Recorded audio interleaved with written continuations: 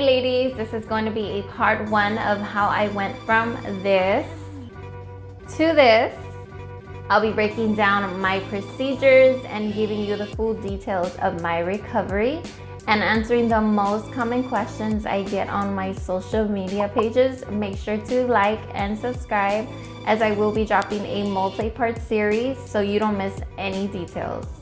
I'm putting this information out there because I once was the girl doing the research about my doctors and procedures to see if it was something that I wanted to go through. And I felt like there was not enough girls being transparent about their surgeries, and that's okay. But I wanted to share my experiences because it may help the next girl. This video will break down the first procedure I had done, and we'll start with the question I received from Jose Santa Cruz on Instagram. If you guys aren't following me on Instagram yet, the link is down in the description. Jose Santa Cruz asks, what made you decide that you wanted your body done? I had both my kids when I was a teenager. I had my son at 15 and my daughter at 18, and I felt that changed my body completely, being that I was about 110 pounds pre-baby weight. And unfortunately, in my case, I had droopy breasts, stretched skin, and no matter how healthy I ate or how much I exercised, I just couldn't lose my stomach. This is just my experience. Every woman's body is different. Some women bounce back to their pre-pregnancy bodies, but that just was not the case for me. Araceli asks, how did you prepare for surgery, supplies, and aftercare? So I spent about a year researching before I finally decided to go through with it. My main focus was on safety and how my boobs and belly button would look. And I instantly fell in love with my doctor's belly buttons and the way his patient's breast looked. I did my research for supplies and what my aftercare would look like by joining Facebook surgery groups and asking questions. The girls on those groups were really helpful, and the information they provided me with was invaluable because it was from their recent experiences. And in doing all this research is how I actually found out who my doctor would be, which leads to my third question. From Lush Scent Soaps, she asked, who's your doctor? So my doctor is Dr. Tanisha. He's located in Southern California.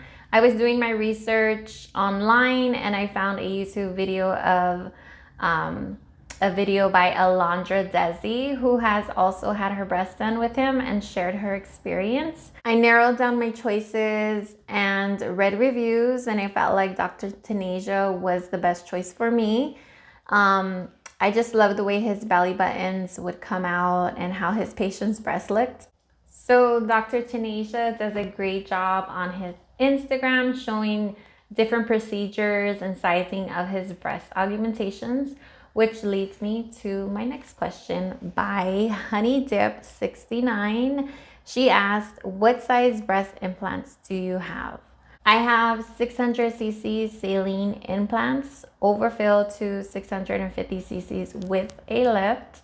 The way I decided that was the right size for me was by comparing my height and weight to other girls in the same range. And my height and weight pre-op was 5'4" and 160 pounds. What my doctor recommended to me was a little bit smaller than what I got. Doctors usually suggest a more natural size for a woman's body, but I was really set on the size I eventually got.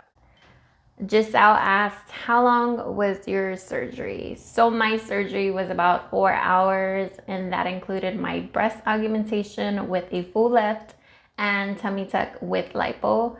Going into surgery, my surgery day, I was really nervous, and I even had thoughts of what ifs.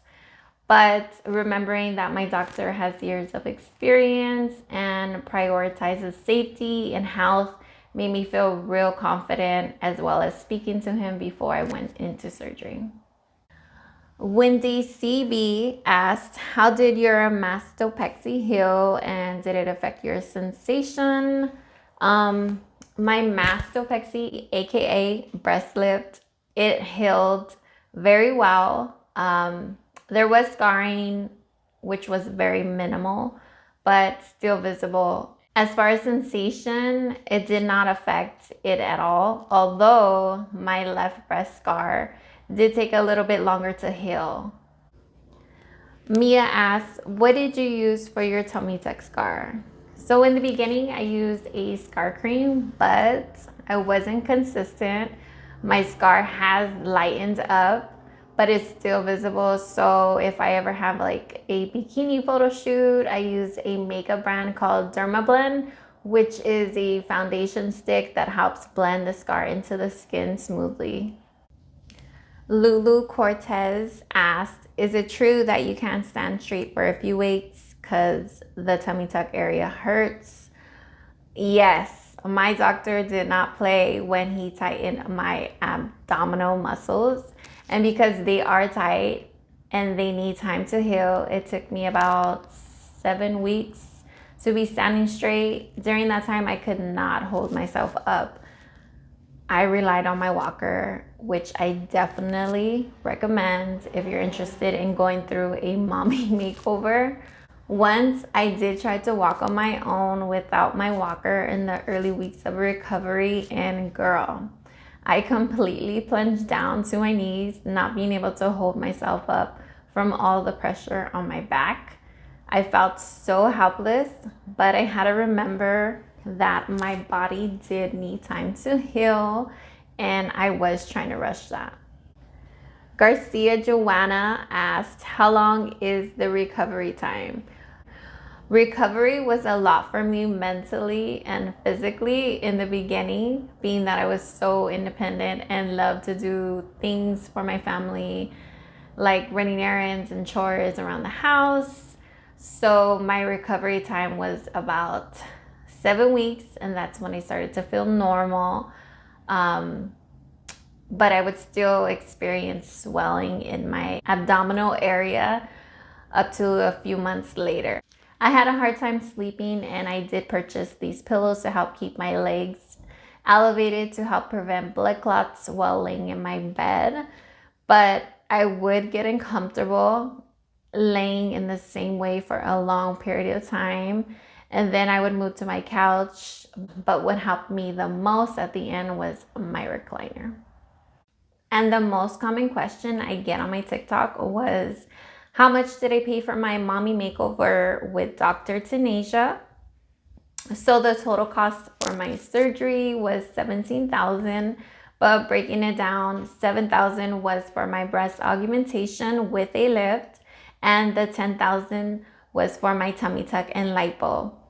As I was going through the research phase, I found Dr. Tanisha was not the cheapest, but you know what they say, you get what you pay for, and feeling confident in his work.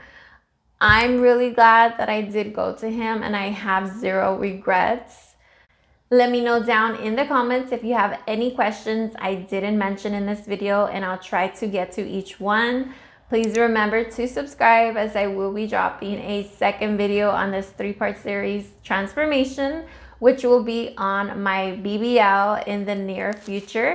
Thank you for watching, and thank you for your support.